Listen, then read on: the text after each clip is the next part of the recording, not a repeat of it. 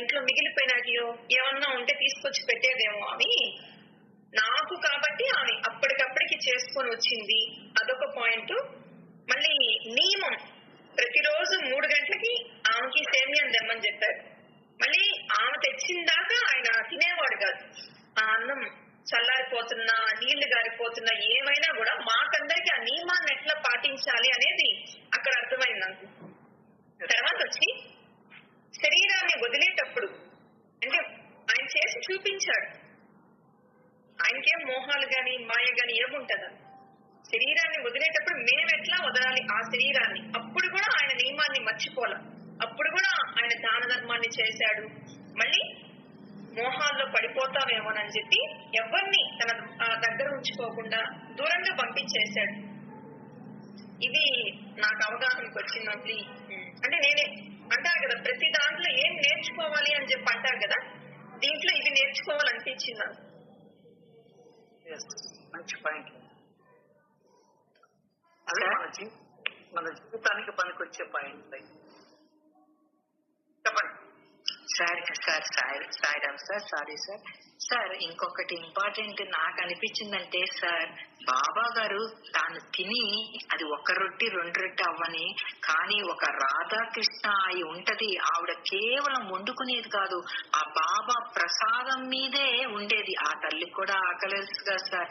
అందుకని లక్ష్మితో తాను కొంచెం తిని ఆయన ఉచ్చిష్టాన్ని చాలా ఇష్టపడుతుంది కాబట్టి ఆ తల్లి అదే భోజనం ఆ తల్లికి ఒకటి పంపిస్తే ఒకటే తినేది. కానీ నాలాగా చక్రాలు తింటాం, సున్నుండ్లు తింటాం, ఆ తర్వాత ఇద్దరు అట్లా కాదు, దాని మీదే ఆధారపడిందని ఆ తండ్రికి ఎంత తెలుసో చూడండి సార్. ఆ మిగిలింది స్పెషల్ గా ఆవిడికి ఈవిడ ద్వారా పంపించారంటే చూడండి సార్. ఎందుకు అక్కడ ఉన్నారు కదా, కేల్కర్ ఉన్నారు, లేకపోతే మహల్సా ఉన్నాడు, పంపించచ్చు. నో, ఎందుకంటే ఆ తల్లి గొప్పతనం అంత గొప్పది. రాధాకృష్ణమై సామాన్యురాలు కాదు, నిప్పు అంతే. అందుకని లక్ష్మితోనే పంపించారు చూడండి సార్. పద్ధతి అని నిజంగా ఎప్పుడు పద్ధతి దాటలేదు సార్. అది కూడా ఒక నియమమే. లక్ష్మినే ఏరుకోవటం, ఆమెతోనే పంపించటం అన్నది నాకు భలే నచ్చుతుంది సార్. ఎందుకంటే సన్యాసులు ఎప్పుడు స్త్రీలకి దూరంగా ఉండాలి అని బాబా అనుకోవటం కాదు, అలా కూడా ఈ ప్రాక్టీసెస్ దట్ వే అని అనిపించింది సార్. ఎందుకంటే రాత్రి సమయం ఎవ్వరికి నిషేధం, ఎవ్వరు పొద్దున ఎంత సాయపైనా వెళ్ళండి రండి బయటికి, కానీ 8 దాటిందా ఒక పద్ధతి పరదా పెట్టారు సార్. నిజంగా అందులో గెలిచిన తల్లి ఆవిడ క్యారెక్టర్ ఏంటో తెలుస్తుంది సార్. లక్ష్మి యొక్క క్యారెక్టర్ నిజంగా ఆ తల్లికి టెస్ట్ పెట్టబడింది, అన్ని టెస్టుల్లో గెలవబడింది. అందుకే ఆమెకి అటువంటి హోదాని ఇచ్చారేమో అనిపిస్తుంది సార్ నిజంగా. ఎందుకంటే ఆవిడ గురించి ఎంత చక్కగా చెప్పాడు సార్. ఆమె ఎంత భాగ్యశాలి, ఎంత గుణవంతురాలు, ఎంత పనిని నియమంగా చేస్తుందని ఫస్ట్ ఆవిడ గురించి ఇంట్రడక్షన్ ఇచ్చారు సార్. అక్కడ అర్థమైపోతుంది సార్. బాబాకి ఈ 9 నాణ్యాలు అంతమంది ఉండగా ఆ తల్లికి ఎందుకు ఇచ్చాడో అర్థమవుతుంది సార్ నిజంగా.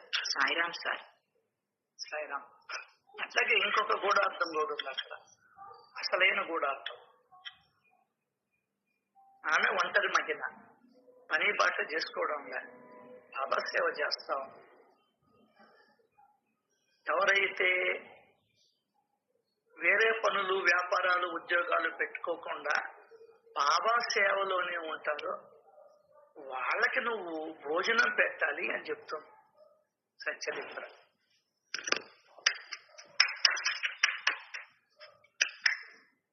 దానికనే ఆమెకి కుక్క గురించి కూడా ఈమెకే చెప్పింది అనుకుంటా.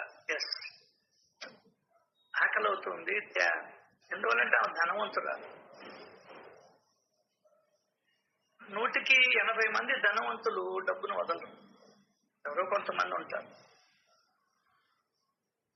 లేదా సచిత్తం చదివిన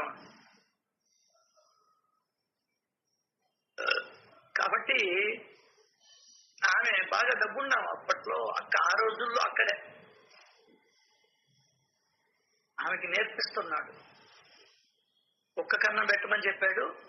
అట్ ది సేమ్ టైం మనుషులకు కూడా ఆకలి ఉంటుంది, అంటే మనుషులకు కూడా ఆకలి ఉంటుంది అని చెప్పని ఆమె చేత ఇచ్చి పంపించాడు.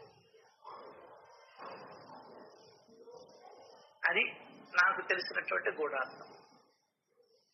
సో ముందర నువ్వు నోరు లేని మూగ జీవులకి పెట్టాలి.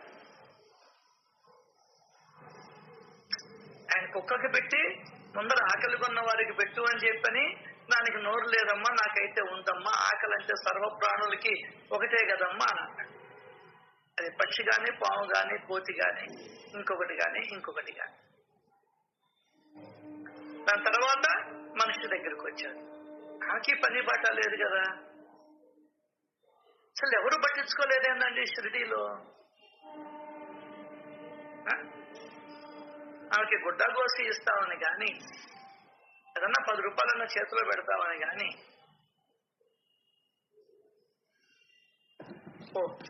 పోయి స్త్రీ యొక్క అవసరాలు ఏదో కనుక్కొని ఆమెకు కన్నా చేస్తారా అని చెప్పని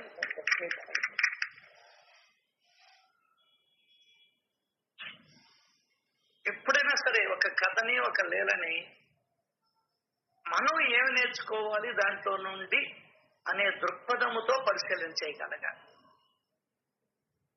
నేను నేర్చుకోవాలండి, ఈత నేర్చుకోవాలి అంటే అక్కడ ఇవ్వతాడు వాడు నేరుగా. దానికన్నా యద్భావం తద్భావం.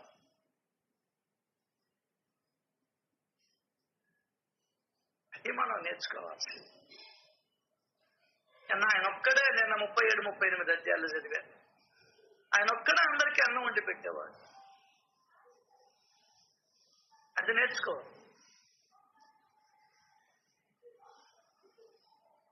లేదు, అంత స్థితి లేదు. ఆయన అడిగింది కూడా ఆయన డబ్బులు లేవు, అందరూ దక్షిణ ఇస్తే ఆ డబ్బులతో వెచ్చాలు తెచ్చాడు. దాన్ని విరాళం అంటావో దక్షిణ అంటావో ఏదైనా కానీ.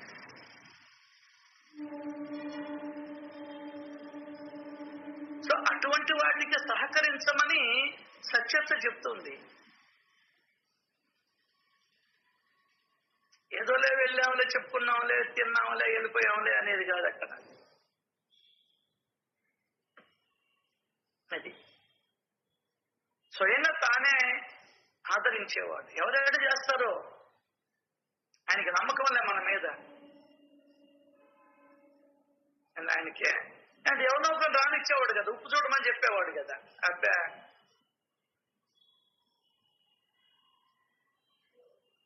మొత్తం తన పని తాను చేసుకునేవాడు. సో ఎప్పుడు నీ పనులు నువ్వు ఏదన్నా సంకల్పిస్తే ఒకరి మీద ఆధారపడవద్దు అని చెప్తుంది సత్యం. పడబాక అనవసరం మాటలు చెప్పుకుంటారు, వచ్చేవాళ్ళు ఉండరు, పట్టేవాళ్ళు ఉండరు. నువ్వు చేసుకుంటే చేసుకో, లేకుంటే మూసుకొని కూర్చో. బాబా చెప్పిన మాట ఆయన చర్యల ద్వారా చూపించాడు. ఏందే చర్యల ద్వారా చూపించాడు. ఒకరితో పనిలే, అదే చెప్పింది ఆయన. ఎవడు ఏం చేసుకుంటే అది వస్తుంది. నాకు వాళ్ళు సహాయం చేయడం లేదు, వీళ్ళు సహాయం చేయడం లేదు అనే మాట రాకూడదు. ఆయన అంత పెద్ద ఆయన ఒక్కడే చేసుకున్నాడు.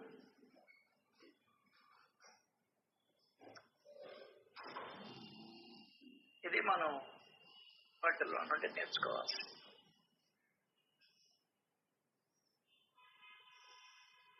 సో ప్రతి ఒక్క కథ, ప్రతి ఒక్క లీల మనకు జ్ఞాన జ్యోతులు, దీపస్తంభాలు.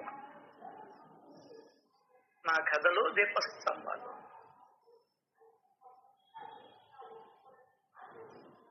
సో ఆ వెలుగులో మన జీవితాన్ని ప్రయాణింపజేసుకోవాలి.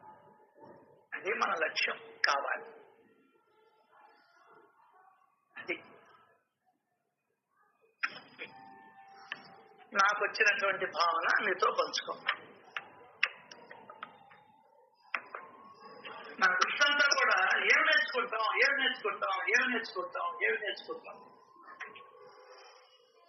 ఇదే. ఇంకా వేరే ధ్యానం ఉండకూడదు. ఆయన చెప్పింది అది అజ్ఞానం తొలగా. ఇదే అజ్ఞానం తొలగా.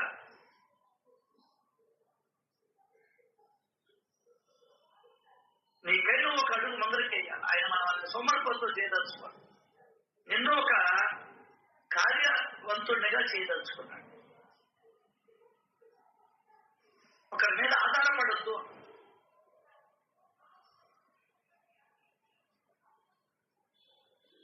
లేకుండా నువ్వు ఒక్కడివే చేసుకో అని చెప్పాడు.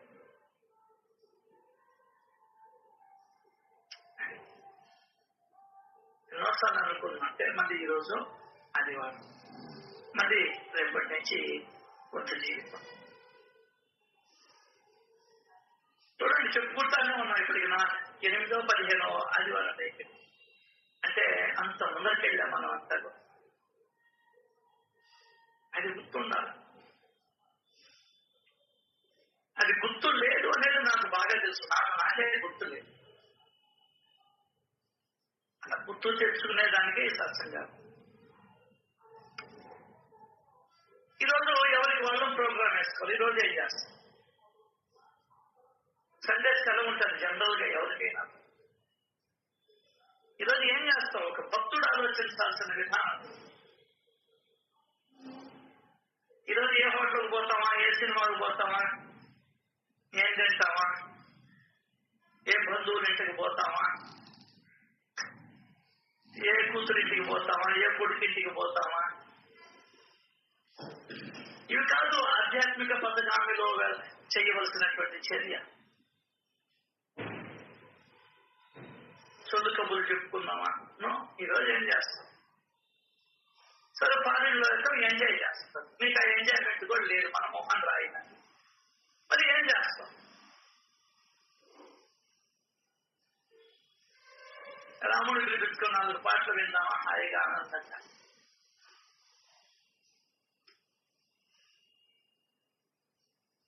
ఇవన్నీ కూడా నీకు నువ్వే నిర్ణయించుకోవాలి.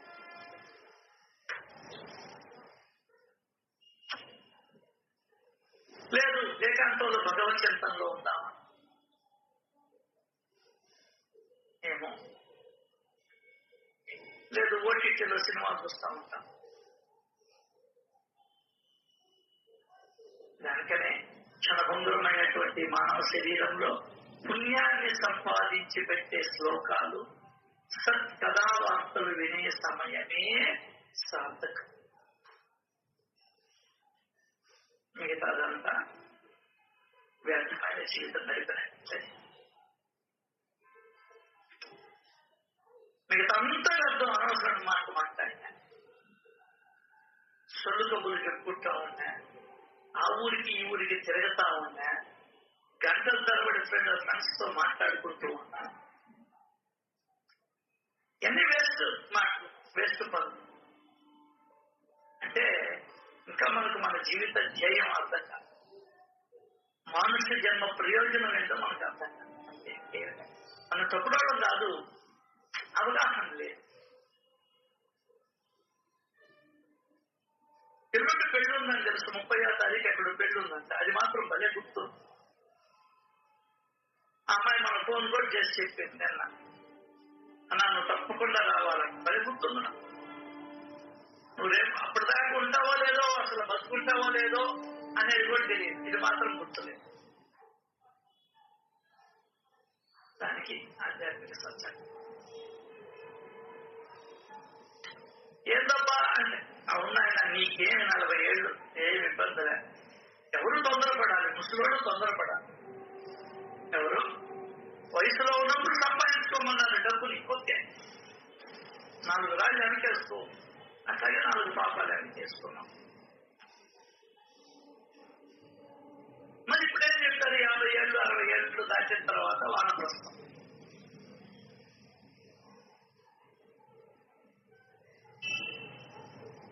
కనుక్కునేదానికి వానప్రస్థం ఉంది. చేసిన వాటిని కడుక్కునేదానికి వానప్రస్థం.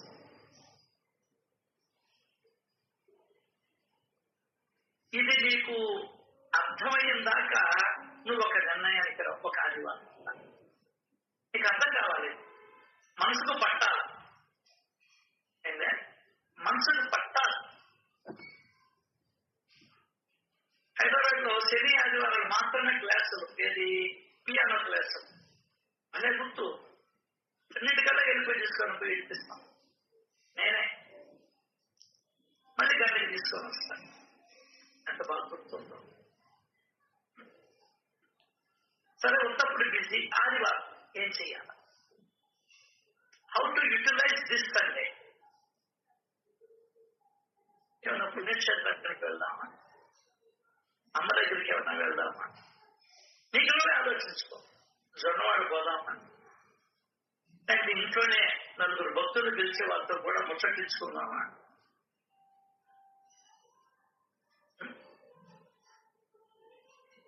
ఆ నరసింహకొండ పోయి చల్లటి గాలిని పిలుస్తామా? ఇంట్లో కాళ్ళ మీద కాలు వేసుకొని పెద్ద టీవీ పెట్టుకొని సినిమాలు చూస్తాం. నీ ఇష్టం అమ్మాయి, అమ్మాయి నీ ఇష్టం. అంతవరకే నీకు ఎంత స్వతంత్రం, అంతవరకే స్వతంత్రం. లేదు ఒక 20 అధ్యాయాన్ని పారాయణ చేయాలని నేర్చుకున్నావా? ఎందువల్లంటే పదే కదా నీతో వచ్చేది, నాతో వచ్చేది. ఇంకా ఎక్కలేదా? నాకు ఎక్కల. సెలైన్ ఎక్కలేదంటే డాక్టర్ సెలైన్ అయిపోతావు, ఇంకోటి పెట్టండి అన్న. మరి ఈ మాట ఎప్పుడు తెచ్చుకుంటాను నేను నా మనసులోకి? ఎన్ని కార్యక్రమాలు పెట్టుకుంటాము, ఎన్ని కార్యక్రమాల్లో దేవుడి కార్యక్రమం ఉంది నీ దగ్గర. మా అమ్మాయి ఆ రోజు ఇక్కడికి వచ్చేది మా ఇంటికి, చర్చికి పోలేకపోయింది. ఎంత బాధపడిందో 20 సార్లు. అయితే 20 సార్లు ఈరోజు ఈ పెళ్లి వాళ్ళు మిస్ అయిపోయాని, చర్చికి పోలేదే అని. నాకు అసలు ఆలోచన కూడా లేదు.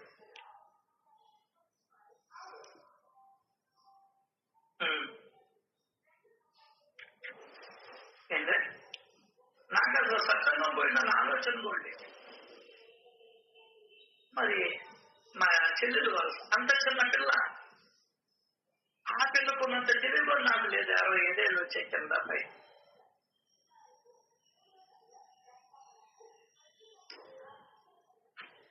సిగ్గుపడ్డా. ఏంటి మన పరిస్థితి? హుషారు తగ్గిపోతాం రోజు రోజు. నీకే అర్థమవుతుంది. పిల్లలు ఇంటికి వస్తేనే నీకు గురువు అనిపించేస్తున్నారు, ఒకప్పుట్లా కాదు.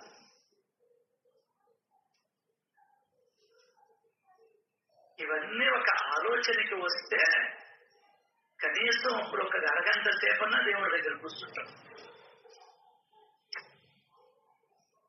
దేవుడి ప్రాముఖ్యత మనకు అర్థం కావడం అదే మాయ, ఇంకేమి కాదు. సత్యం ఎవరు చెప్పరా? మనం దేవుడి ప్రాముఖ్యత చెప్పలేదు, సత్యం చెప్పాల. మనం మోసగించబడ్డాం పెద్దవాళ్ళ చేత. డబ్బులు ఎవరికి కావాలయా?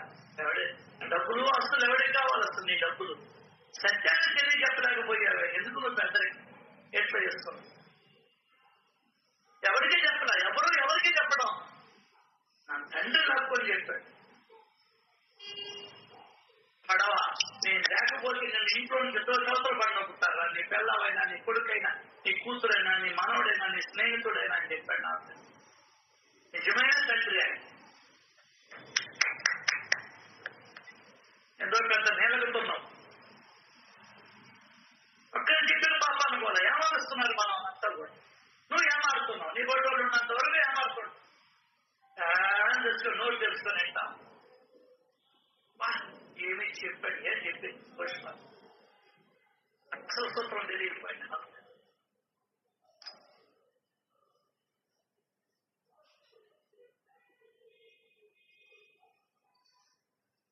ఎట్లుండాలి నా జీవితం?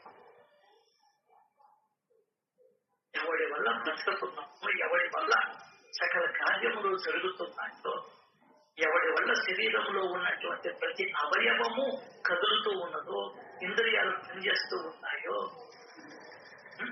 తినగలుగుతున్నాను, నవలగలుగుతున్నాను, వినగలుగుతున్నాను, చూడగలుగుతున్నాను, మనమూత్రాదుల్ని విసర్జించగలుగుతున్నాను, నడవగలుగుతున్నాను, చేతులతో పని చేయగలుగుతున్నాను, మనసుతో ఆలోచించగలుగుతున్నాను. వీటికన్నిటికీ మూల కారణం ఒకడున్నాను, వాడిని మర్చిపోయి టెంకాయ పూలు ఎత్తుకుని బయలుదేరాం. సత్యం మరుగున పెట్టుకుని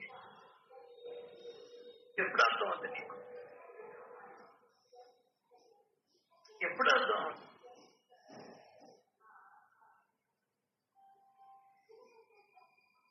చనిపోయినప్పుడు నా కొడుకు చనిపోయినాడే, నా మొగుడు చనిపోయినాడే, నా భార్య చనిపోయింది అని ఏడుస్తున్నావు. కానీ భగవంతుడు వీడేశాడు, వీడి దగ్గర నుండి అని ఒక్కడంటే ఒక్కడు చెప్పాడా?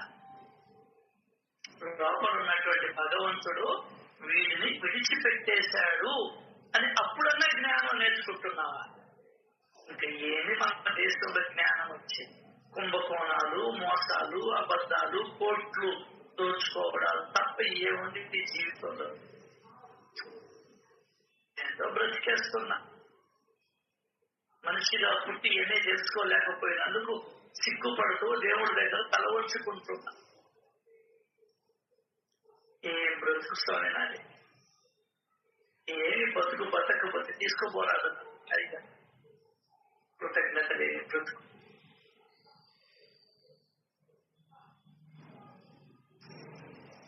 మళ్ళీ సిగ్గుపడుతున్నా.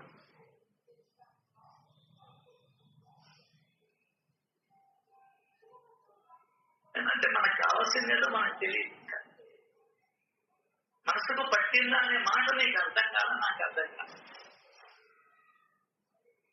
మనసుకు పట్టాలి. ఇంట్లో వాడు కొడుకు చెప్పిన మాట బాగా పట్టింది నీకు మనసుకు. కాబట్టి వచ్చేటప్పుడు గుర్తుగా ఆయన నీకు గురువు పెట్టి నీకు ఉత్సాహానికి తోడ్పడతాడని భావిస్తున్నావే, వాడు తెచ్చినాకి భలే తెస్తావు, చెప్పినాకి అన్నీ తెస్తావు. నీ కర్మ. సండే కూలి పని చేసేదానికి వచ్చింది. మనం వచ్చిందా కూలి పని చేసేదాన్ని. కూలోడు ఎట్లుండాలి? ఓనర్ చెప్పింది చెయ్యాలి. వాడు ఓనరు. జన్మలో వాడు ఓనరు, ఇప్పటికే కొడుకుగా పుట్టాడు, అంతే తేడా.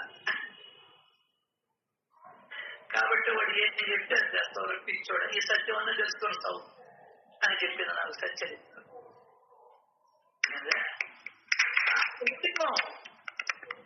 ఎవరి కోసం చేయించుకున్నప్పుడులే తేరగా నొగదామనే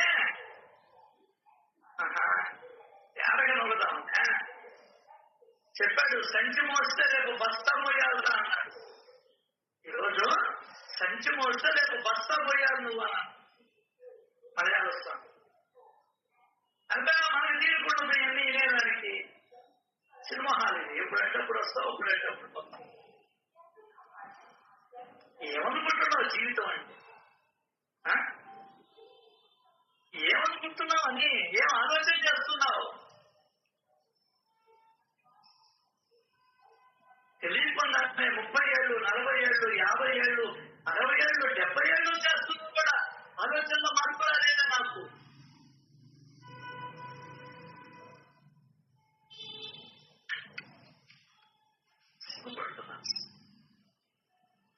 నాకైతే అంటే అనిపిస్తుంది, ఏంది బాబా ఈ జీవితం? పరుగులు పరుగులు పరుగులు పరుగులు పరుగులు పరుగులు, ఎప్పటికీ శ్మశానానికి పరుగులు. అంటుంటారు ద్వారకామాయి నుండి అది ఎంత దూరం, ఎందుకు 4 గంటలు పట్టింది? అవును, నెల్లూరులో ఇక్కడికి నేనుండే దగ్గరికి శ్మశానానికి ఎంత దూరం? 40 ఏళ్ళు పడుతుంది ఇక్కడ. అదే నాకు సత్యత చెప్పింది.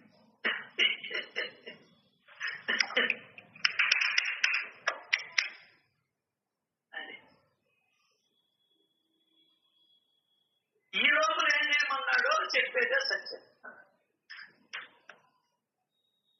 అదే పుట్టుకుంటే చనిపోయే లోపల మధ్యలో జరిగే భోగాసం, మధ్యలో జరిగే ఒక నాటకం. భగవంతుడి యొక్క అనుగ్రహంతో మాత్రమే ఇది నాటకము అని తెలియజేయబడుతుంది తప్ప వేరే గతి లేదు నీకు. నాకైనా నీకైనా ఎవరికైనా అప్పటిదాకా దీన్ని నిజం అనుకుంటూ ఉంటాం. సాక్షిలేకేస్తే అప్పుడు తెలుస్తుంది అది తాడు కాదు, పాము. భగవంతుడు జ్ఞానం ఇస్తే ఇది నాటకము అని తెలుస్తుంది.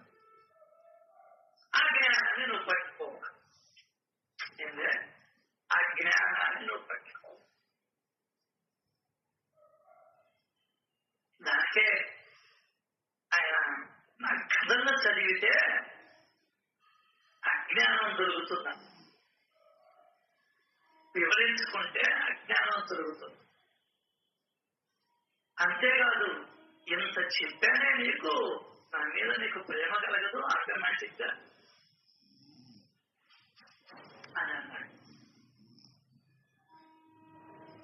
ఈ కథల్లోనే లభిస్తాను నేను, ఇతరత్ర ఎక్కడా లభించను.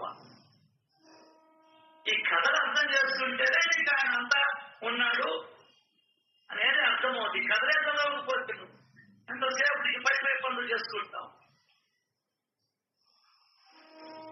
అక్కడ ఒకటి అంటావు, ఇక్కడ ఒకటి అంటావు, ఇంకో దగ్గర ఇంకొకటి అంటావు, ఇంకో దగ్గర ఇంకొకటి అంటావు, ఆ ఊరు అంటావు, ఈ ఊరు అంటావు. నీకు సత్యం తెలియకుండా పోయిందా? ఎన్నదాకా ఇంట్లో వాడు నా అనుకున్నాం, ఇప్పుడు తెలిసిపోయింది, నీకు అర్థమైంది. నా కాదండి, నా కాదు, మన కూలోలు అనేది నాకు ఇప్పుడు అర్థమైంది. జ్ఞానం ఇచ్చాడు భగవంతుడు. భగవంతుడు ఏమిచ్చాడు? నాకు జ్ఞానం ఇచ్చాడు.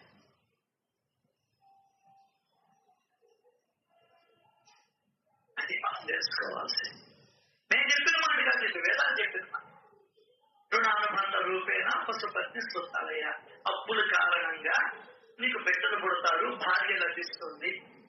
అప్పులు లేకపోతే, నువ్వు ఎవరికి బాకీ లేకపోతే భార్య ఉండదు, బిడ్డలు ఉండదు. అయిపోయిందా? Simple logic. ఎందుకు నీకు కలవరపడతావు? అయితే ఇది నీకు ఎక్కదు. చెప్పిన వాళ్ళు లేరు. అది వేదాల్లో రాయబడింది కానీ దాన్ని విస్తృతంగా ప్రచారంలోకి రాలా. ఆ గుర్తుకు ఓటేయండి, ఈ గుర్తుకు ఓటేయండి అని ఊదరగొట్టారు మనకు చెవుల్లో. ఇటువంటి సత్యాలు ఊదరగొట్ల. అయ్యో ఇక్కడికి వచ్చి కూడా మూడేసుకోబాక, అదే ఇక్కడికి వచ్చి కూడా స్నానం చేసేటప్పుడు నాన్న చెంగు నీ చెంగు మూడేసుకోబాక. ఏమో నువ్వు మునిగేదాపు నీకు రాకపోవచ్చు, ఆయన మునిగితే నీకు రాకపోవచ్చు. ఆయన పిచ్చోడా అని ఎవరు చెప్పాలి? చెందులు కట్టుకొని ఎప్పుడు దగ్గర ప్యాంట్ చేసుకుని అంటాడు. పైన అదిగో పక్కన ఉంటాడు, ఇది తీసుకొని ఏది తమదు దానికి ముడేస్తారు పిచ్చినప్పుడు.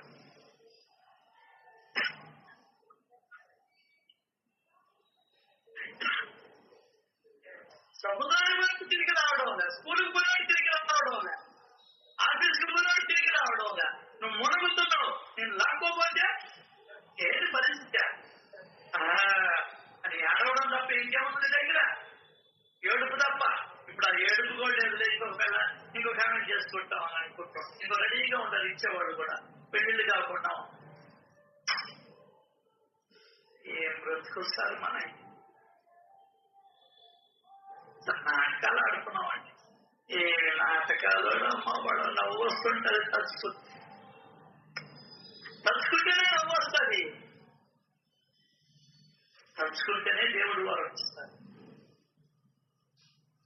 బాబా చెప్పింది కూడా అదే, ఇంత బయట ఎక్కడ ఉన్నా నన్ను తలుచుకోమన్నాడు.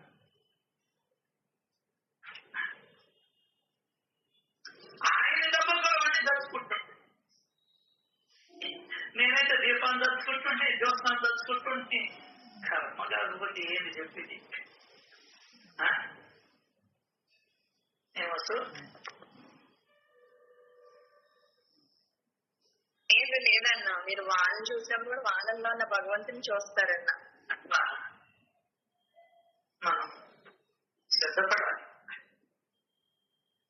దానికనే ఆధ్యాత్మికతలకు నువ్వు వస్తున్నావంటే, ఇప్పుడు మళ్ళీ మీతో పంచుకుంటున్నా, ఈ జన్మలో గాని వచ్చే జన్మలో గాని నీకు జోలి కడతాడు ఆయన. అది గుర్తుపెట్టుకో. అట్టయితేనే సత్సంగానికి కదా సచరిత్ర చదువు, లేదంటే మానేసి హాయిగా 432,20,00,000 సంవత్సరాలు ఈడుకుంటూ ఉంటాం. ఈ జన్మలో కాకపోయినా వచ్చే జన్మలో వదలగొడతాడు నీకు పట్టిన దెయ్యాన్ని, మోహం అనే దెయ్యాన్ని, లోభం అనే దెయ్యాన్ని, క్రోధము అనే దెయ్యాన్ని. చూసావా లేదు? ఋషులందరూ శాపాలు పెడతారు. ఋషులందరూ శాపాలు పెట్టుకోలే, లోపలికి పంపించుకుంటే శాపం పెట్టేస్తావా? అంటే వ్యర్థమైపోయింది ఆయన చేసిన తపస్సు అంతా కూడా. నేను చూసే కోణం అది, నువ్వు చూసే కోణం లేదు.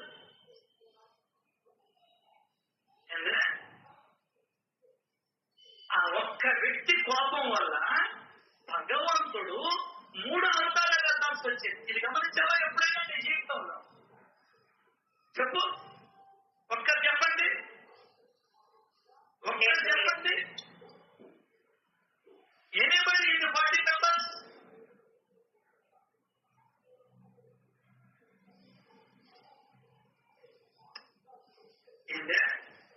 ఒక్కడు కోపపడి జయ విజయానికి శాపం ఇచ్చిన దానివల్ల నా భగవంతుడు 3 అవతారాలెత్తి కష్టపడాల్సి వచ్చింది.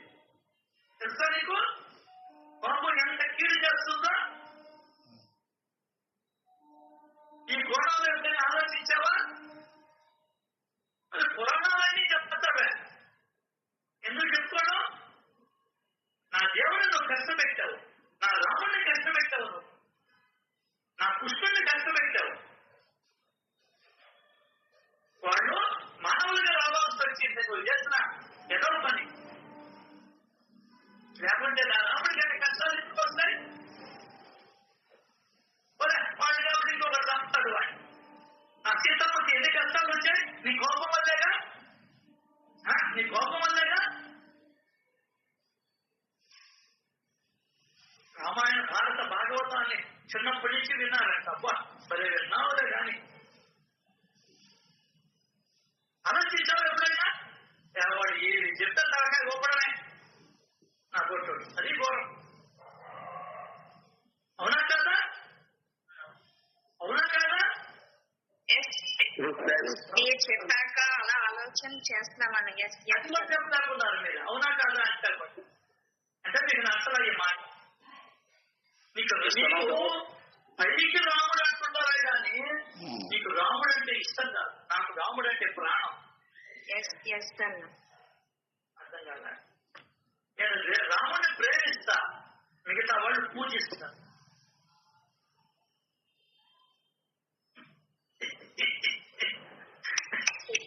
మీ ప్రేమ కనపడిందని సత్సంగ ప్రాప్తి లభించిందా?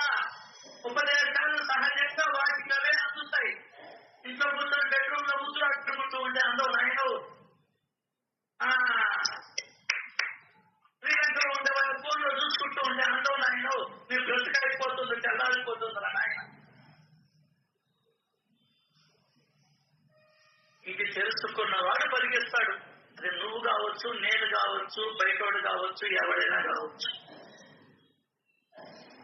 అర్థమైందా? దుర్వాసుడు కోపం వల్ల లక్ష్మీదేవి వెళ్ళిపోయింది. ఆ బాధ ఉందని అసలు అర్థమైందా? ఆ భర్త భార్య వెళ్ళిపోతే ఇంకేం చేస్తాడు భర్త? ఈవెనెందుకు పుట్టాయని పోయాడు, ఒక పుట్టులో దాగున్నాడు. ఏం కర్మ పట్టింది శ్రీనివాసుడికి? నీ కోపం ఉంది కదా? చెప్పు. వాడి నుంచి పాలిస్తుంటే ఇది గొడ్డలు ఇచ్చేస్తాడు. నీ కోపం ఉందా కదా? నా శ్రీనివాసుడికి రక్తం జారింది, రక్షించావా ఎప్పుడైనా? అసలు నీకు కద్దలిస్తే కదా దండం పెట్టుకోవడం తప్ప.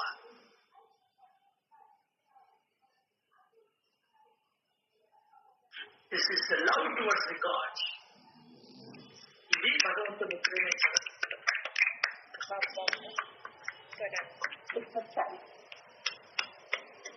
మొబైల్ పెట్టుకున్న తప్ప ఏం అహంకారం నాయన. ఆయనకి గడ్డ మీద మస్తుంది. ఇంకా తెలుసా నీకు?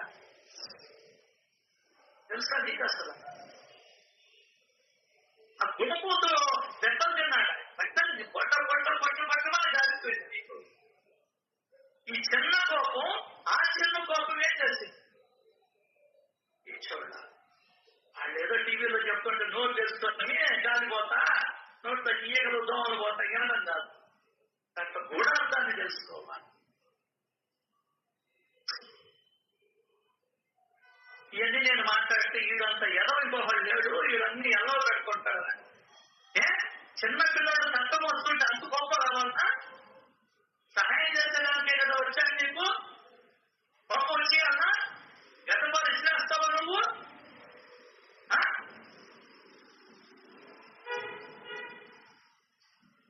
నువ్వే నీ కూతురు మీద, నీ కొడుకు మీద ఇసురే చూస్తాం. పక్కింటి వాళ్ళు ఊళ్ళో వాళ్ళ బిడ్డల మీద ఇసురే. అక్కడ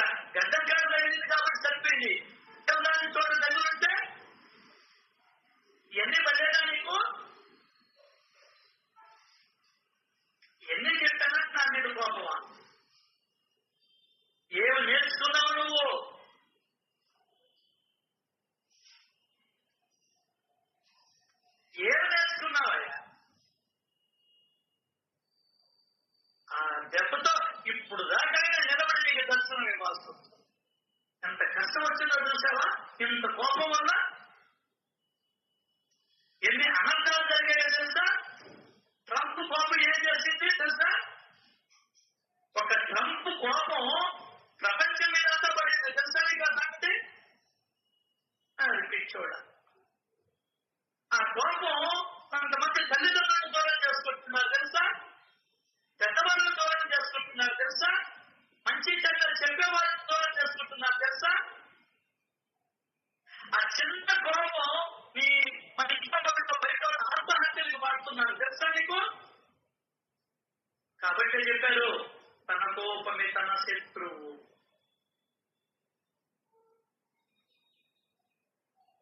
ఇవన్నీ విశదీకరించుకుంటే తెలుస్తుంది.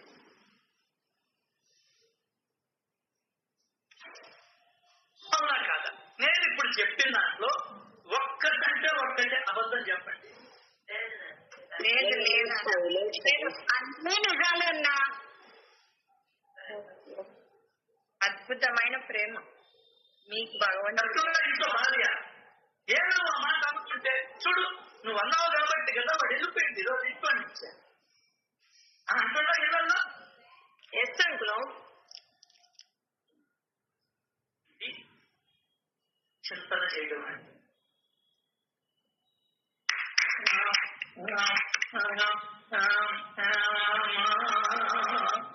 చెప్పుకొని గమ్మున కూర్చొని పులిహోర దర్శనం యారగ నొప్పి వచ్చి ఇంట్లో కూర్చొని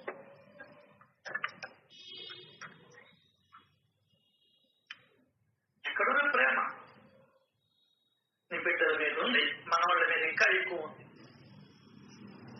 మనవాళ్ళ మీద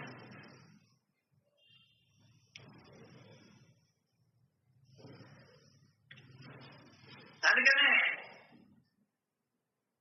రమేష్ సత్సంగం అంటే భయపడతారు. ఎప్పుడు ఏం మాట్లాడుతుండో తెలియదు. సత్యాలు వస్తాయి, తన్నుకోలు వస్తాయి. భగవంతుడు సత్యాన్ని తన్నుకోలు తప్పిస్తున్నాడు. ఎందువల్ల నిజమైన ప్రేమికుడు కూడా నువ్వు.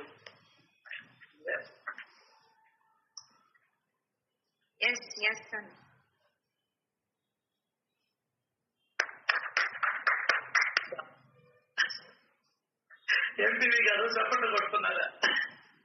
లవ్ సార్ నాకు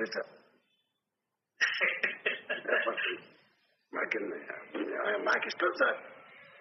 మీరు సత్యాలు చెప్పడమే నాకు ఇష్టం సార్. ఇది ఒక కోణం. ఇంకో కోణం ఇంకొకటి. దీనివల్ల నేనేం నేర్చుకున్నాను? కోపపడకూడదు. లాస్ట్ కన్క్లూషన్ అయితే నీ కోపం ఇతరులకి బాధపడుతుంది. వాడు గందరగోళం కావచ్చు మనుషులు.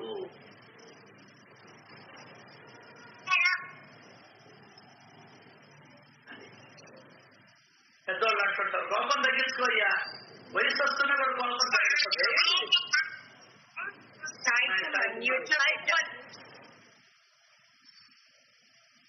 ఏమంటారు పెద్దోళ్ళు? నేను వయసు వస్తున్నా కూడా కోపం తగ్గడం ఒక్కటే పీకు. ఇంకా జన్మలో వాడు కానీ వీళ్ళు కానీ కోపడు. నా పేరు చెప్పు కావాలంటే కోపం నీకు క్యారీ ఫార్వర్డ్ అవుతుంది తెలుసా సంగతి. నీకేమైనా నీకేం క్యారీ ఫార్వర్డ్ అయినా ఇబ్బంది, నువ్వు దేంట్లో పోయినా ఇబ్బంది. నీ గురించి నీకే అవగాహన లేదు, శ్రద్ధ. ఇంకా పిల్లానికి ఎదుర్కొంటుంది, కూతుళ్ళకి కొడుకులకి ఎదుర్కొంటుంది, పక్కింటోళ్ళకి ఎదుర్కొంటుంది, అన్నదమ్ముడికి ఎదుర్కొంటుంది, చిన్నాయనకి చిన్నమ్మకి ఎదుర్కొంటుంది. చెప్పు, జ్ఞానాన్ని చెప్తున్నాడు. ఏం చెప్తున్నాడు? జ్ఞానం. చోరుకలేదు ఎందుకు ఇష్టం అంటే వేదోపనిషత్తులు, వేదాలలో, ఉపనిషత్తులలో, బ్రహ్మసూత్రాలలో, భగవద్గీతలో, రామాయణంలో, భారతంలో లేనిది కూడా ఇక్కడ చెప్తున్నాడు. వేదాలలో ఉంటే ఉండొచ్చు, కానీ ఇక్కడ చెప్తున్నాడు. లేదు, అన్నింట్లో ఉండేదే ఇక్కడ నీకు ఈజియెస్ట్ మెథడ్ లో మా అమ్మ చెప్తాను. Very very easiest method, very very understandable language. Thank thank you మా. ఈ లీల గురించి మేము 8 గంటలో 7 గంటలో చర్చించుకున్నాం. మనమ్మ గారు నేను ఆంజనేయ స్వామి గుళ్ళో ఫస్ట్ మీటింగ్. ఆయన ఎంత ఉందా దీంట్లో అడిగిన మనం మీరు తప్పట్ట కొట్టకపోయినా పర్వాలేదు, ఆ తల్లి భుజం తగ్గింది. ఆయన రోజు ఫోన్ చేయకూడదు, ఒక అరగంట అని. కొవ్వు బట్టి వ్యాపారము ఇవన్నీ బట్టి చేయలేకపోయాం. రోజు ఫోన్ చేయని ఆయన ఒక అరగంట మీతో మాట్లాడతాను సార్, ఆ మాట సార్ ఇంకెవరు ఎప్పుడు నాకు అదే చేతులు కానీ తాకులు పట్టుకుని ఏ లాభం అంటే అప్పుడు చేయలేకపోయా, ఇప్పుడు ఏడుస్తున్నా. ఇప్పుడు కావాలన్నా కూడా రాదా. నేను ఇప్పుడు ఫోన్ చేయాలనుకుంటున్నా, ఏది ఆమెది. కాబట్టి ఉన్నప్పుడే సద్వినియోగం చేసుకోవాలని చెప్పి సరే ఒక 2-3 రోజులకో 4 రోజులకో మాట్లాడుతూ ఉంటా, డిస్కస్ చేసుకుంటూ.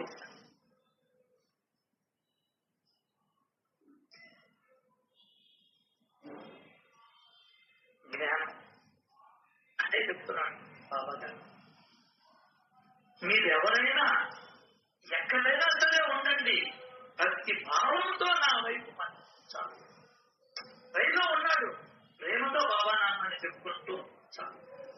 ఇది రాత్రంతా నాకు నిద్రపడుతుందండి. ఎక్కడైనా ఉంటాయి బాబా, ఇంకెవరిని కోరలా. దిక్కులేని వాడికి దేవుడే దిక్కు. రాత్రి 10:30-11 నీకు ఎవరిస్తారు తీయ బాబా, తీగా బాబా అంటే మనమైతే పక్కన వాళ్ళతో ఎక్కడ టీ అన్నట్టు ఉందా ప్రశ్న. ఆయన బాబా అక్కడ ఉంటుంది బాబా బాగా తట్టుకోలేకపోయాడు. నాన్నసారి చంద్రవర్కర్ అంతటి వాడు తట్టుకోలేకపోయినాడు ఆకలి. ఇక్కడ పాయింట్ గమనించాల్సిందని, ఆకలికి తట్టుకోలేకపోయాడు. భగవంతుడు ప్రార్థించాడు.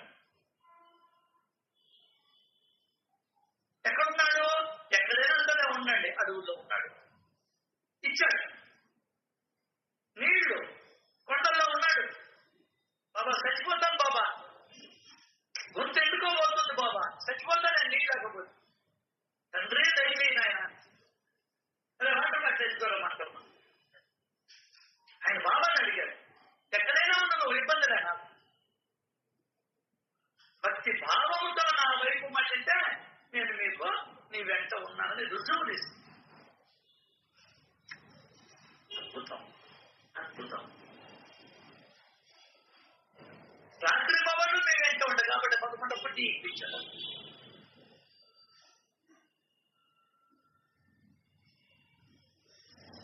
ఇవన్నీ కూడా మనం పరిశీలన చేసుకుంటున్నాం.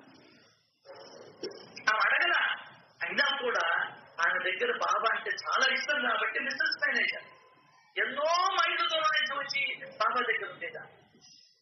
అంటే నెలలు మాట్లాడేది సార్. మధ్యాహ్నం ఒకళ్ళ 3 రోజులు మహా అయితే 3 దొంగ నిద్రలు మనం చేసి మంచి నిద్రలా చెప్పు. మంచి నిద్ర అంటే వేరే, దొంగ నిద్ర అంటే వేరే.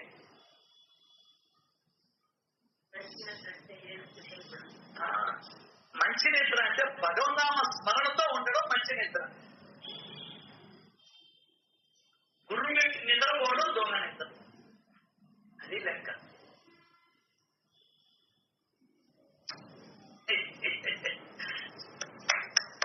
వాళ్ళంత కాదు, 12 గంటల మాట్లాడుకుంటూ ఉండేవాళ్ళు. వాళ్ళ భక్తి వేరండి, అలాగండి. వాళ్ళు సపరేట్ రియలైజ్డ్ సోర్స్ సార్. నీకు కష్టం కానీ నీకు బాధ అనిపించింది, నాకు కూడా బాధ అనిపిస్తుంది. బొంబాయిలో అప్పుడే సంకీర్తన చేశాడు మన దాస్కర మహారాజు. మళ్ళీ వెంటనే వాళ్ళు పిలిచారు. ఎవరు? ఎంఏ ప్రధాన్ వాళ్ళు. రాత్రి 1 గంటల నుంచి చేయగలం అంటే మళ్ళీ వాళ్ళ ఇంటికి పోయి చాలా సంవత్సరాలు చేశారు. వాళ్ళ భక్తి, వాళ్ళ కథ, వాళ్ళ యొక్క కమిట్మెంట్, వాళ్ళ యొక్క కట్టుబాటుతనం, వాళ్ళ శ్రద్ధ, అసలు మనం కాలి గోటికి కూడా నేను సరిపోను.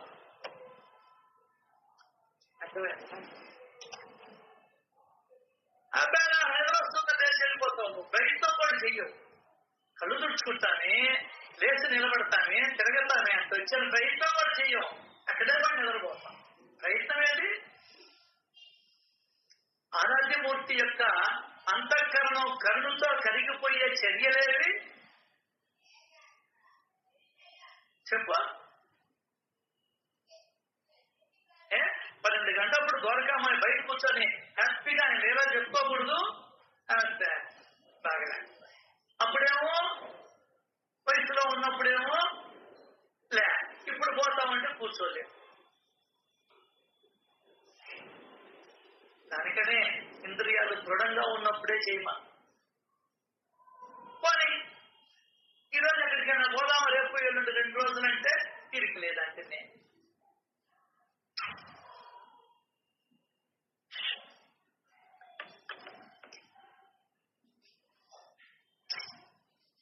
ఎవరో మహాత్ములు వాళ్ళు పోతారండి. ఏలూరు దగ్గర అదేదో ఊరు ఉంది. ఏలూరు నుంచి 30 కిలోమీటర్లు. నిన్న కూడా మా సార్ పోయి వచ్చాను. ఈసారి చెప్పండి సార్ పోదామంటే 15 రోజులు ఫ్రీ. 3 పూట్ల అన్ని వాళ్ళే పెడతారు. తిండి తిప్పలు ఒక్కొక్కరికి ఒక్కొక్క రూమ్. అయితే నోరెంతకు అస్సలు ఫోన్లు బంద్. ఫోన్లు తీసుకొనే పోకూడదు. చూడండి అక్కడ వేల్పూరు ఎన్ని కిలోమీటర్లు మా ఏలూరు నుంచా? మనం అంతే సార్ 30 కిలోమీటర్లు. సుధీంద్ర బాబు చివటమ్మ తర్వాతే కాదు వెళ్ళామ్మా. తణుకు దగ్గరలో 30-40 లోపే ఉంటది అంతే. మన 40 మందిలో ఒక్కరన్నా సిద్ధంగా ఉన్నామా? మన 40 మందిలో నేను ఇది సార్ ఒక్కరంటే ఒక్కరన్నా సిద్ధంగా ఉన్నామా? ఉందా మాకు దగ్గర కూడా సార్. ఇక్కడ తణుకు పక్కనే.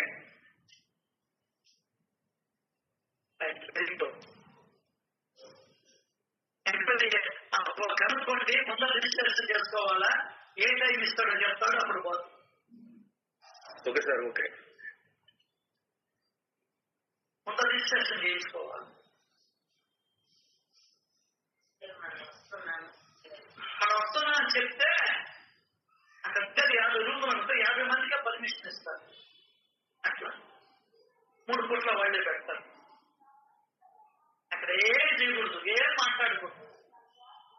భగవద్ ధ్యానం తప్ప ఇంకా వేరేది ఉండకూడదు. నువ్వు ఏమైనా చేసుకోవచ్చు. నీకు ఇష్ట దైవాన్ని అసలు నువ్వు ఏమైనా చేసుకో. మాట్లాడకుండా మౌనంగా నీ రూమ్ లో కూర్చుంటావో, తోటల్లో కూర్చుంటావో, పచ్చని చెట్లు అన్ని బ్రహ్మాండంగా ఉంటాయి. అక్కడ యాదకి తిండి పెడతారు.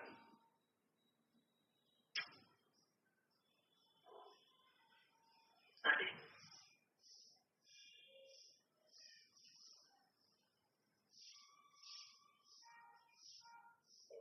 సో నువ్వు ఎక్కడైనా కూర్చో, నాకు ఇబ్బంది లేదు. నాకు కావాల్సింది ఏంటి? నీ స్మరణ, నీ భావన, నీ మనస్సు. ఇంకా చెప్పాలంటే నీ మనస్సు కావాలి. భగవంతుడు చూడండి ఎంత అది నా మనస్సు. అది మనసు అంటే ఏంటి? నాది. That is the owner of your mind. నువ్వు దాన్ని చెప్పేసేసావు.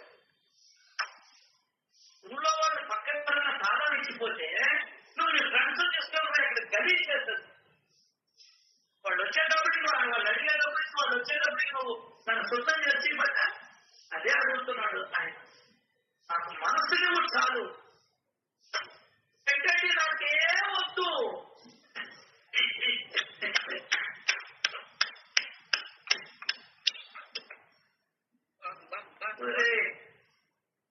నువ్వు ఇచ్చే టెంకాయ నాదిరా. నువ్వు ఇచ్చే అరటి పళ్ళు నేనుగా తయారు చేసి నేను తినకుండా నీకు ఇస్తే నువ్వే అక్కడ మళ్ళీ నాకు ఇచ్చేది నా ఆస్తి. ఇప్పుడు 4 రోజులు 100 రూపాయలు అనుకో, నెక్స్ట్ తీసుకో ఈ 100 రూపాయలు అని నాకు నేను ఇచ్చుకుంటానా? ఇచ్చుకుంటానండి. దేవుడికి అట్లుంటుంది. నువ్వు దేవుడికి ఇవ్వడం అని దానికనే అడిగింది. నీ మనస్సు ఇవ్వచ్చా? తనువు మనస్సు ఆ రెండు నేను ఇచ్చాను నీకు. ఆ రెండు నేను నాయి నాకు ఇవ్వు. చదువు అంటావా? నువ్వు ఇచ్చినా ఇకపోయినా నేను తీసుకెళ్ళిపోను. ఈ లోపలేంటి నువ్వు కూర్చోవు నా దగ్గర. ఏమి ప్రేమ సార్, డబ్బులు అడిగాడా, ఇంకేమన్నా అడిగాడా, నేను ఇల్లు ప్రసిద్ధం.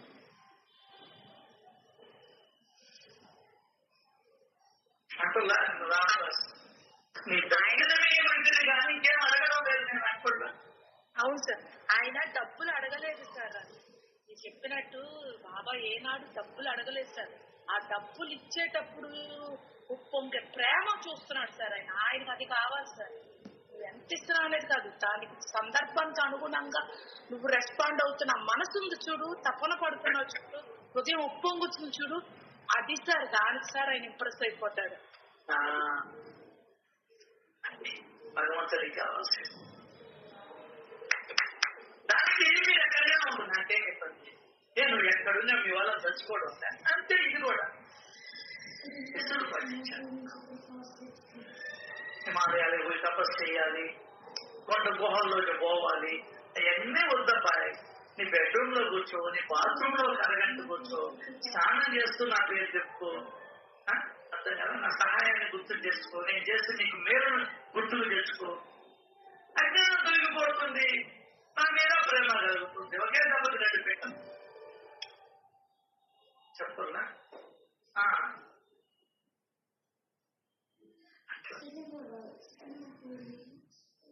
అంతేకాదు, నా ఈ శరీరం ఇక్కడ ఉందా, మీరు సప్త సముద్రాలకు అవతల ఏం చేస్తున్నా నాకు తక్షణం తెలిసిపోతుంది. తత్వం నువ్వు అరువులో చేతులు కాకాడేది కూడా నాకు తెలిసిపోయింది. అక్కడ చేతులు మారుస్తున్నారు, ఈ డబ్బుల్ని అన్ని తెలుస్తాయి భగవంతుడికి. అర్థమైందా? చీపు దగ్గర అమ్ముతున్నావే కల్తీ చేసి, నాకు కూడా తెలుస్తుంది. రేపు నీ గొంతులో పోసేది అదే, అర్థం కదా? రేపు అదే నీకు గడ్డి.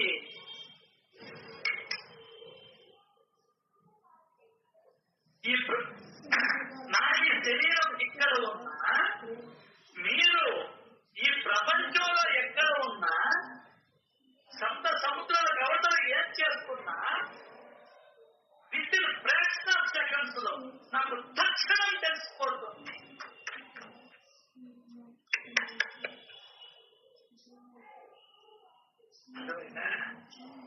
అమెరికాలో ఏదో చేస్తా కాలుస్తుంటే ఒకరిని నాకు తెలిసిపోయింది. వాడు ఎక్కడో గుర్రాన్ని కొడుతున్నాడు, ఈయనకి తెలిసిపోయింది. ఎక్కడో వాడు అల్లాడిపోతూ ఉన్నాడు, సప్త సముద్రంలో చిక్కుకున్నాడు, హిందూ మహాసముద్రంలో. ఈయనకి తెలిసిపోయి అక్కడికి వెళ్ళిపోయి రక్షించాడు కాబట్టి.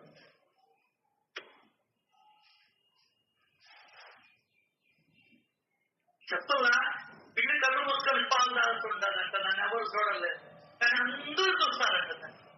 అది తప్ప మరందరూ చూస్తారంట. అంటే ఇక్కడ కూడా మనము చేసే ప్రతి చర్యని భగవంతుడు గమనిస్తూనే ఉన్నాడు, రాసుకుంటూనే. జాగ్రత్త. చదువుకుంటున్నావా? ఓకే. ఆయన నామాన్ని చెప్పుకుంటున్నావా? ఆయన చరిత్రను పారాయణ చేస్తున్నావా? పొంగిపోతాడు. ఆయన ప్రేమ గురించి మాట్లాడుకుంటున్నావా? పొంగిపోతాడు. బాబా ఇదంతా నీరేనయ్యా అన్నావా? అబ్బా ఆ పొంగు ఎక్కడి నుంచి వస్తుందో ఆయన ఇదొక్కడ్రా, ఇదంతా నేనే అన్నాడు. ఈ శరీరం నువ్వే, ఆత్మ నువ్వే, బుద్ధి నువ్వే, మనసు నువ్వే, ఇంద్రియాలు నువ్వే, ప్రేరణించేది నువ్వే, ఆ శక్తినిచ్చేది నువ్వే. I am dummy, you are hero, I am zero.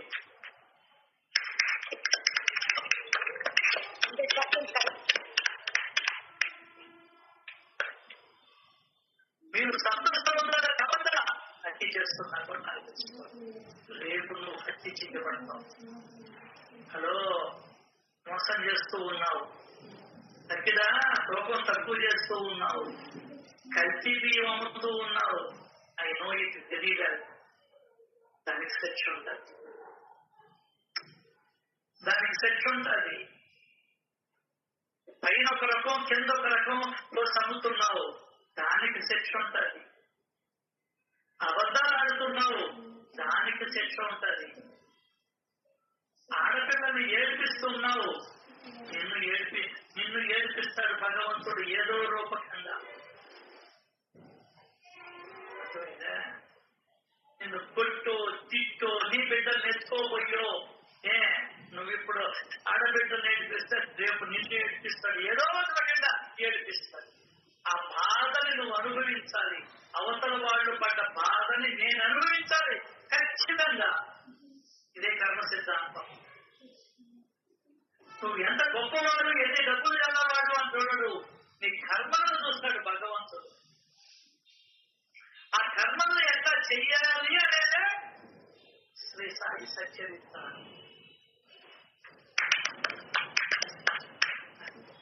డబ్బు వ్యామోహంలో పడి ఈ కర్మలు చూడు భయంకరంగా వెళ్ళిపోతాయి.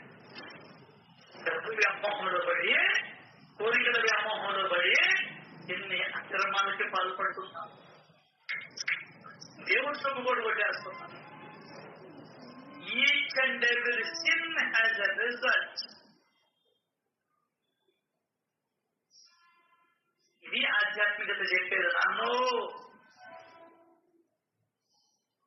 నువ్వు చేసిన ప్రతి ఒక్క దానికి మంచికి మంచి, చెడుకు చెడు ఫలితాన్ని ఇచ్చేవాడే భగవంతుడు. దండం పెడితే ఇచ్చేవాడు. ఎన్ని కథలు పక్కన పెట్టు, నువ్వు చేసే కర్మను బట్టి నువ్వు ఎన్ని అట్టలు ఉంటుంటాయి, 5 రూపాయల అట్టలు, నువ్వు ఎన్ని అట్టలు కొడితే అట్టకు రూపాయి పావులా ఇస్తారు. అట్లా తీసుకుంటాం మనం కూలి. అర్థమైందా? అది లెక్క. అట్లాగే ఇక్కడ కూడా నువ్వు ఎన్ని పాపాలు చేస్తావో అన్ని శిక్షలు, ఎన్ని సత్కర్మలు చేస్తావో అంత పుణ్య సంచయం, అంత నీకు మేలు వనగూరుతుంది. జాగ్రత్త సుమా.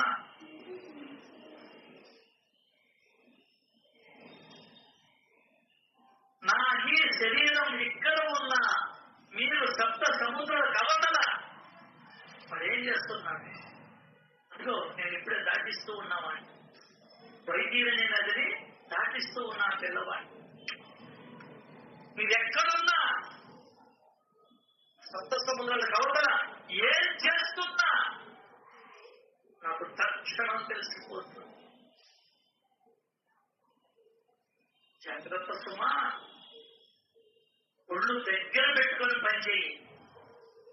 అదే ఒళ్ళు దగ్గర పెట్టుకొని పనిచేయమంటున్నాడు కర్మల్ని. చాలా జాగ్రత్తగా కర్మ చేయి. కొత్త బ్యాగు కొట్టేసావా, పైసలు లాగావా, కావాలని ఆదించావా, తగిలించావా కావాలని, బాగా ఎర్రగా కాల్చిన ఇనుపు రాటుని నీ చేతికి తగిలిస్తాడు. అబ్బాయి తస్మాత్ జాగ్రత్త జాగ్రత్త జాగ్రత్త. తమాషా కాదు, జనాలకి ఇది తెలియడంలే. అదా ఇవన్నీ మానేసి గరుడు పురాణాలు చెప్పను. చక్కగా వస్తాడు ప్రతి ఒక్కడు. కంపల్సరీ 3 గంటలు వినాల్సిందే. గవర్నమెంట్ భారతదేశంలో పుట్టిన ప్రతి ఒక్కడు 3 గంటలు గరుడు పురాణం వినాలి. రూల్. ఆడలేదు, మగ లేదు, పిల్ల లేదు, బిందు లేదు, బాధితైనా సరే కాక వచ్చి వినాల్సిందే. ఎత్తుకొని వచ్చి ఎందుకంటే దేశం బాగుపడదు, నువ్వు బాగుపడు, మనకందరికీ పద్ధతులు కలదు. నీకేం తెలుసు ఆ సంగతి? డెఫినెట్ రైట్ అర్థం తెలుస్తుంది. అందుకన్నా ఏం తెలుసు? మొత్తం రావాల్సిందే. భార్య లేదు, భర్త లేదు. అదిగో కొరియాలో ఆడలేదు, మగ లేదు, 3 ఏళ్ళు 5 ఏళ్ళు ఖచ్చితంగా మిలిటరీలో పనిచేయాల్సిందే, సైన్యంలో చేరాల్సిందే, కష్ట నష్టాలు తెలియాల్సిందే.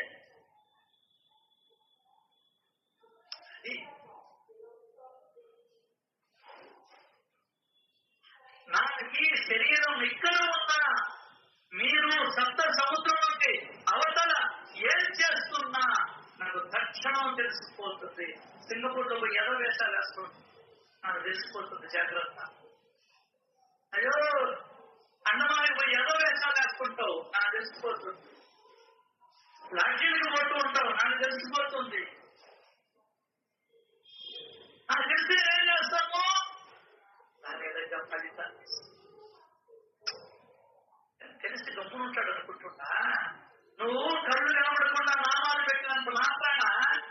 చూడకుండా బాగా తీర్చోడా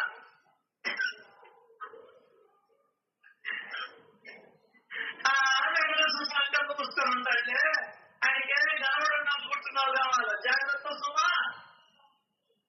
మరి ఏమి పోయాలి ఇక నామాలు పెట్టుకోండి ఇంకా బయట నామాలు పెట్టావు కానీ లోపల సంగతి తెలిస్తే కదా నీకు ఆయన సో దేవుడికి ఏమైనా కళ్ళు కావకుండా చేసేది ఏమన్నా అర్థం ఉందా కలువ పువ్వు లాంటి కళ్ళు అని కృష్ణుడిని వందిస్తుంటూ ఈ శ్రీనివాసులు ఏం పాపలు చేశారు ఎప్పుడు మోటేస్తు నువ్వు ఉండావా మోటేసుకొని నాకు తెలియ కదా ఇట్లా నువ్వు ఉండావు మాతులు కూడా మిటుకు మనం చూసుకుంటువే కళ్ళుప్పి చేస్తారు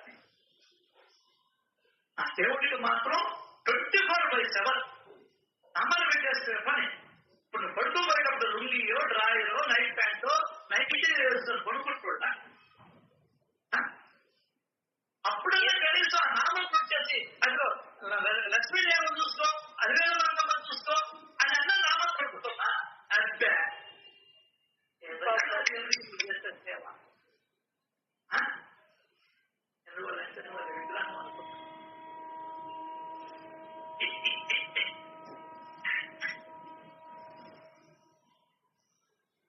only one Ramesh in this universe చెప్పేది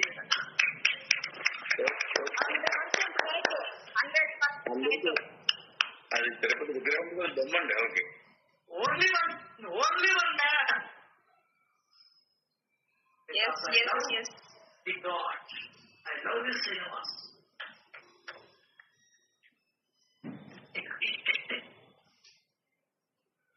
దాని కోసం రావాలి రమేష్ సత్సంగ శ్రీ సాయి సత్సంగ నెల్లూరుకి భగవంతుడి పట్ల ప్రేమను పెంచుకునేదానికి రావాలి మనసుతో ఉన్న ఈ రోజు రాత్రికి ఆయన కళ్ళు మూసుకున్న దానికి కారణమైన తుడిచి భగవంతుడు సంతోషిస్తాడు వారానికి ఒకసారి తిరుపతికి పోతాను సందు చిక్కితే తిరుపతికి పోతాను టికెట్లు ఎప్పుడు చిక్కితే ఎప్పుడు తిరుపతికి పోతాను టికెట్లు చిక్కుతున్నాయి కాబట్టి పోతావు ఏమీ ఉన్నప్పుడు పోకూడదా ఇంటిలో పోకూడదా ధర్మదర్శనానికి పోకూడదా 300 రూపాయల టికెట్లు చిక్కితేనే రూమ్ చిక్కితేనే పోతాను నేను అబ్బో ఎన్ని సౌకర్యాలు చూసుకొని పోతున్నా ఆయన అనుకోడా అబ్బో తెలుసులేమో రమేష్ అనే ప్రేమ నాకు తెలుస్తుందిలే పో పదా సరేలేమన్నా అంతే ఒక్క సెకండ్ కూడా చూడనీడు నిన్ను భగవాన్ సరే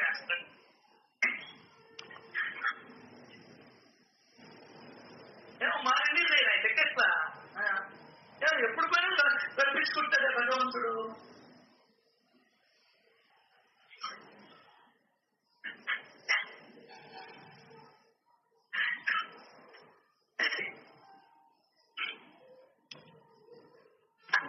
ఇంటికి కావాలా ఏది ఎమ్మెల్యే పాస్ కావాలి దాన్ని ఏదో అంటారు సో నా ఈ శరీరం ఇక్కడ ఉన్నా మీరు అనుకుంటున్నారా కావాలా ఇది శరీరం అని మీరు సప్త సముద్రాల కవతలు ఏం చేస్తున్నా నాకు తక్షణం తెలిసిపోతుంది ఎట్లా తెలుస్తుంది తక్షణం అనే దానికి పక్కబోవి అర్థం కదా ఎట్లా తెలిసిపోతుంది అనేది మాకు అర్థం కాదు ఈయన నేను ఎక్కడో పంటని పొడవులో 300 కిలోమీటర్లు 250 300 కిలోమీటర్లు ఎక్కడో ఒక లాయర్ల గదిలో కూర్చొని మాట్లాడుతూ ఉన్నటువంటి మాటలు ఇది తెలిసింది దానికి వివరణ కావాలి మనకేం కావాలా మనకు వివరణ కావాలని పట్టుమూలిగా చెప్పాడండి అద్భుతంగా చెప్పాడు దానికన్నా శాంతాలు లాగా ఒక గొలుసు కట్టిది నేను సమాచారం జోకు వచ్చేది అన్నిటికన్నా ప్రమాదకరమైన ఆట ఈ ప్రపంచంలో అని చెప్పండి వాడు ఎవరో చెప్పారు జల్లికట్టు అవునా అంతకన్నా ఎక్కువ ప్రమాదకరమైనది ఏంటి అంటే తాలికట్టు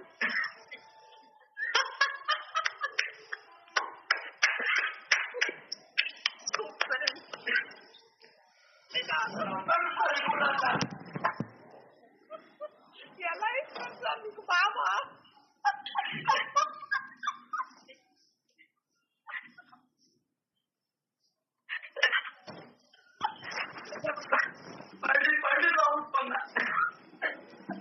అంకుల్ నాకు అర్థం కాలేదు అంకుల్, ఒకసారి ఏందో నాకు వినిపించలేదు సరిగ్గా.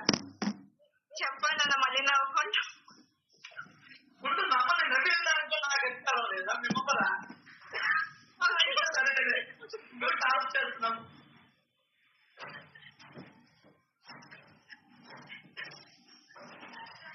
Thank you Baba. బీపీ గీపీ ఏదన్నా తగ్గిపోతాండి నాకు. సూపర్ సూపర్ అన్న. అందరికి ఆ ఫ్లోనే వేర్లే చంద్ర, ఆ ఫ్లోలో పని వచ్చింది. కవితకి చెప్పాలి. మీరు నవ్వుతున్నారు, మాకు అర్థం కాకపోయా. చెప్పండి అమ్మేసి చెప్పండి.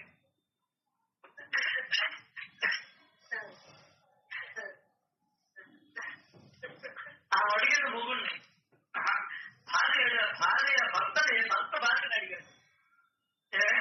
ప్రపంచంలోకంతా ఏది చాలా ప్రమాదకరమైన ఆట అని అడిగాడు. అని చెప్పింది మద్రాసులో ఆడతారు జల్లికట్టు.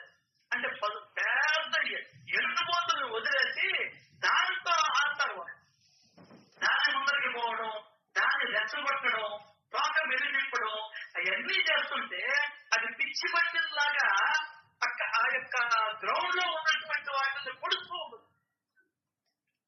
ఎంత దుర్మార్గం అంటే మేము సత్యానికి కూడా రెడీ అవుతాం, కానీ ఈ జల్లికట్టు మాత్రం మేము వదలం.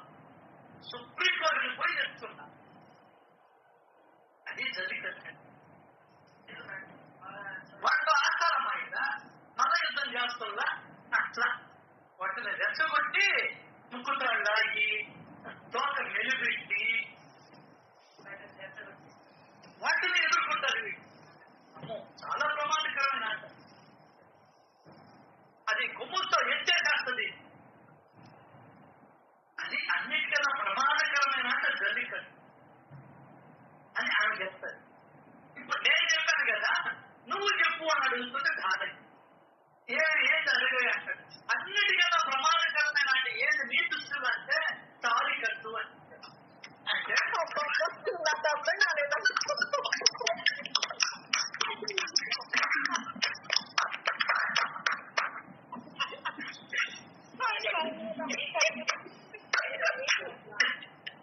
Thank you uncle. జీవితం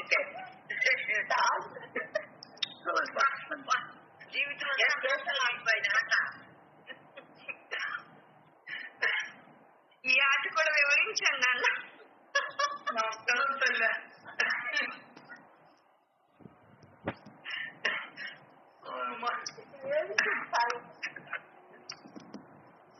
నమ్మకం కాదు, హ్యాపీగా నవ్వండి. పట్టించుకోవడం కాదా అంకుల్?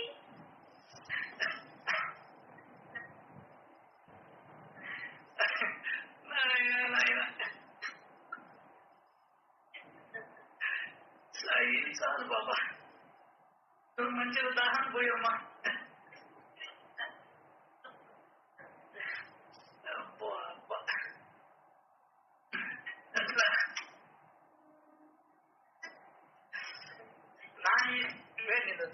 నా ఈ శరీరం ఇక్కడ ఉన్నా, మీరు సప్త సముద్రులకు అవతల ఏం చేస్తున్నా నాకు తక్షణం తెలుసుకున్నా. నువ్వు థాయిలాండ్ పోయి ఏం చేస్తావు నాకు తెలిసిపోతుంది. బ్యాంకాక్ పోయి ఏం చేస్తావో నాకు తక్షణం తెలిసిపోతుంది. తస్మాత్ జాగ్రత్త జాగ్రత్త సుమా. ప్రియురాలని స్నేహితురాలని సింహాలకు పోతే నువ్వేం చేస్తావు నాకు తక్షణం తెలిసిపోతుంది. నీ తల్లిదండ్రులకు తగ్గిన అబద్ధాలు చెప్పి ట్యూషన్ ఫీజు అని ఎగ్జామ్ ఫీజు అని నువ్వు తీసుకెళ్తావే మొత్తం తెలిసిపోతున్నాను. అన్ని వసూలు చేపిస్తా నీ దగ్గర, జాగ్రత్త.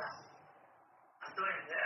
వాళ్ళే అట్లా అబద్ధాలు చెప్పి తల్లిదండ్రులను ఇబ్బంది పెట్టి దోచుకుంటారే డబ్బులు.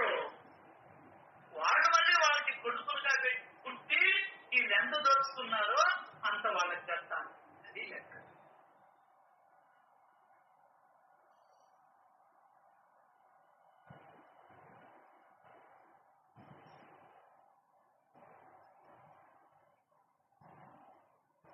అక్షరంలో ఇంకు గుర్తు వేయించుకొని దాన్ని తుడిపేసి మళ్ళీ వచ్చావే చేసేదానికి తక్షణం తెలిసిపోతుంది. నీకు ఏం లేకుండా చేస్తా, నీకు వేలు లేకుండా చేస్తాను రే నాయన. చిన్న విషయం కాదు.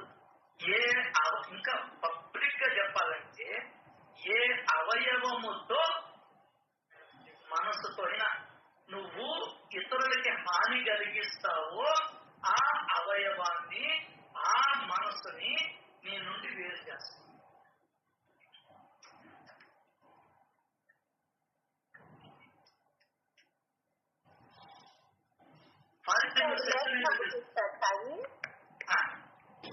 అది వేరు చేస్తానంటే లేకుండా చేస్తారా? ఉండేవాడు పని చేయదు. వెంకటేశ్వర కాళ్ళు ఉంటాయి, పని చేయదా. కొట్టాను జీవిని అన్నది ఉండి ప్రయోజనం ఉండదు. కళ్ళు ఉంటాయి, చూపు ఉండదు. అర్థం కదా? అర్థమైంది. చెవులు ఉంటాయి, వినబడవు. చిన్న పని కాదమ్మా ఇదేవో. ఇంట్లో ఆడవాళ్ళు కానీ మగవాళ్ళు కానీ ఎగరుతుంటారు. ఏ అవయవముతో, ఏ ఇంద్రియముతో, మనస్సుతో సహా నువ్వు దేన్నైతే బాధ పెడతావో, ఎవరినైతే బాధ పెడతావో అది లేకుండా చేస్తాడు. మనసు లేకుండా రాయి ఉంది, రాయిగా సృష్టించేస్తుంది. అక్కడ గొడవ ఉంటాం అంతే. మనం చాలా ఈజీగా తీసుకుంటాం. ఎందువల్లంటే క్లాసులు లేవు. మనం దరిద్రపు క్లాసులు అన్నీ ఉంటాయి. మనం దరిద్రపు క్లాసులు అన్నీ ఉన్నాయి. మనం అసలు క్లాసు లేదు. అదే మన భారతదేశం యొక్క దౌర్భాగ్యం.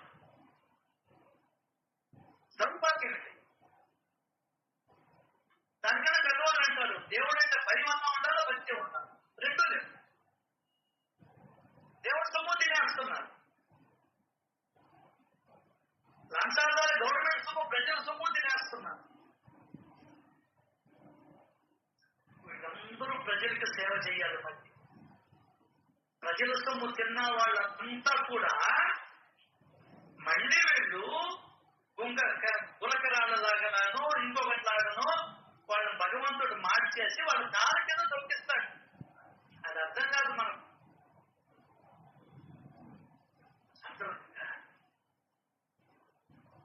నువ్వు ఒకటి పట్టు రాలు కొట్టావు అనుకో, నిన్ను చెట్టుగా కొట్టించి నీకు పండు కాడిపించి నీ పట్టు రాలు కొడతాడు.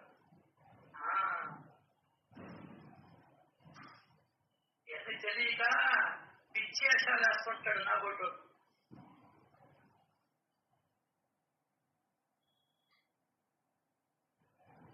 నా ఈ శరీరం ఇక్కడ ఉన్నా, మీరు సప్త సముద్రాల కవతల ఏం చేస్తున్నా నాకు తక్షణం తెలిసిపోతుంది. అరే మీ ఇంట్లో పూజ చేసావు, దర్శనించావా? అది ఎక్కడికి వచ్చి లేదు. నువ్వు పూజ చేసావు మీ ఇంట్లో, ఏమి తాంబూలం పెట్టారు దేవుడికి. తాంబూలం పెట్టమని కాదు, నేను మీరు చేసే ప్రతి పనిని గమనిస్తున్నాను అని చెప్పడం. ఆయన నేను ఎక్కడే ఉన్నాడు, ఎక్కడో జరిగింది చెప్పేసి. అది బాబా అంటే.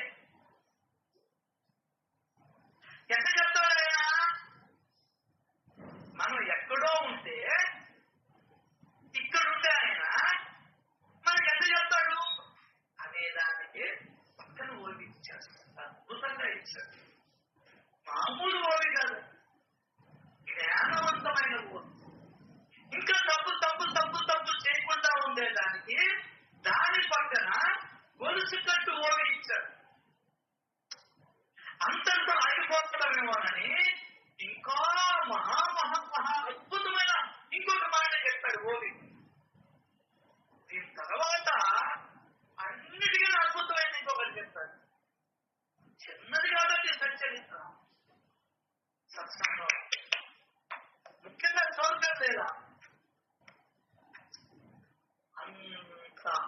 గుడార్థం కలిగినటువంటి మాట వరుసగా గొలుసుగట్టుగా వస్తాయి. అవన్నీ ఏదో రేపు వచ్చే సత్సంగంలో తెలుసుకునే ప్రయత్నం చేద్దాం. శ్రీ సజ్జనానంద సమర్థ సద్గురు సాయినాథ్ మహారాజ్ కి జై.